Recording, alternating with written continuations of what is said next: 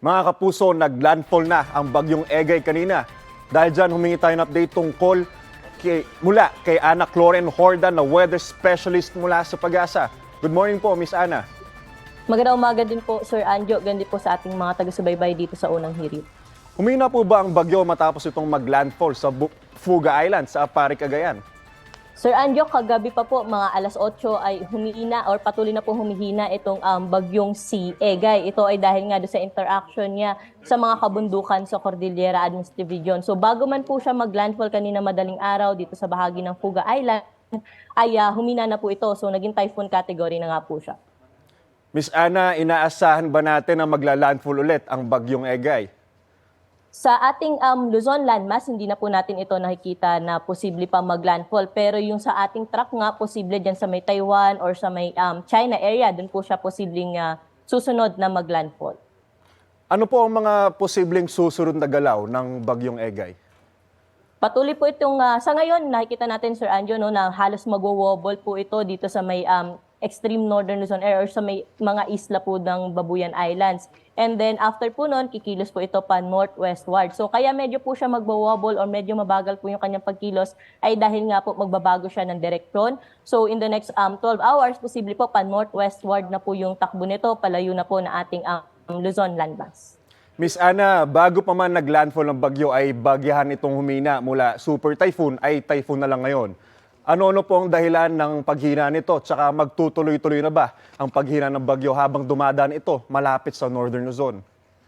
Yes, tama po. Yun nga po, kagabi, alas 8 ay unti-unti na nga po humihina itong bagyong si Egay dahil nga ito sa interaction dun sa may kabundukan sa Cordillera, pati na rin yung mga rain bands po kasi nito tumatama nga dun sa mga mountain ranges po natin sa Luzon. So particular na sa may Cordillera, pati na rin dun sa may Sierra Madre area. So yung palo po nung kanyang kaulapan o yung mga rain bands niya ay yun po yung isa sa nagpapahina dun sa bagyo po natin. At nakikita natin na pagtawid niya or habang tumataas po siya ay patuloy pa rin po itong hihina hanggang sa paglabas niya ng ating area of responsibility.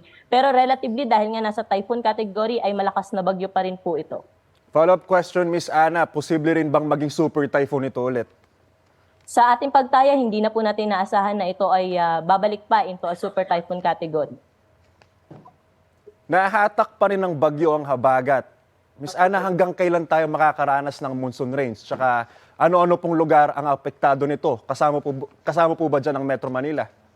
Yes, tama po kayo, Sir Anjo. No? Itong bagyong si Egay ay patuloy po nitong na-enhance o napapalakas yung habagat natin na kung saan ay makakaranas pa rin po ng tuloy-tuloy na mga pag-ulan itong western section ng Southern Luzon at Visayas. Partikular na nga po dyan sa may Palawan, Occidental Mindoro na kung saan malakas na mga pag-ulan po yung ating inaasahan dyan ngayong maghapon. At kahit lumabas na po na ating area of responsibility o habang papalayo itong sa ating area of responsibility, itong bagyong si Egay ay patuloy po nitong ma-enhance yung habagat po natin. Kaya expect pa rin po natin na kahit malayo na po siya sa ating landmass, makakaranas pa rin po tayo ng mga pag-ulan kasama po dyan yung Metro Manila. So generally, in the next 2 to 3 days dito sa Kamaynilaan, magiging makulimlim pa rin po yung ating maghapon na may kalat-kalat pa rin po tayo ng mga pag-ulan na ating inaasahan dahil sa habagat. Last question, Miss Ana, ano-ano nakataas sa tropical cyclone wind signal dahil sa super typhoon Egay? Yes, sa ngayon po, Sir Adjo, ay nakataas pa rin po yung ating tropical cyclone wind signal number 4 sa may northern portion ng Cagayan. Kasama po dyan yung Babuyan Islands, pati na rin sa may northern portion ng Apayao at ng Ilocos Norte. Signal number 3 naman sa may Batanes, nalalabing bahagi pa ng Cagayan, ng Apayao, sa may northern portion ng Kalinga, northern portion ng Abra, nalalabing bahagi pa ng Ilocos Norte, northern portion ng Ilocos Sur. Samantalang signal number 2 po tayo sa may Isabela, nalalabing bahagi pa ng Kalinga, Mountain Province, Ifugao, Benguet, ibang bahagi pa ng Abra at ng Ilocos Sur, pati na rin sa La Union. Signal number 1 naman po tayo sa Aurora, Quirino, Nueva Vizcaya, Pangasinan, Nueva Ecija, Tarlac, Pampanga, Bulacan, Zambales, Bataan, pati po tayo dito sa Metro Manila ay under signal number 1 pa rin po, sa buong bahagi din po ng Rizal, Cavite, Laguna, northern portion ng Batangas, northern at central portion ng Quezon, kasama po dyan Polillo Islands. Signal number 1 pa rin po sa may Camarines Norte, sa northern portion ng Camarines Sur at sa northern portion ng Catanduanes. Yung mga areas po na under signal number 4 hanggang signal number 1, yan pa rin po yung direkta maapektuhan nitong bagyong si Egay. Maraming salamat, Ana Cloren Horda, weather specialist mula sa Pag-asa.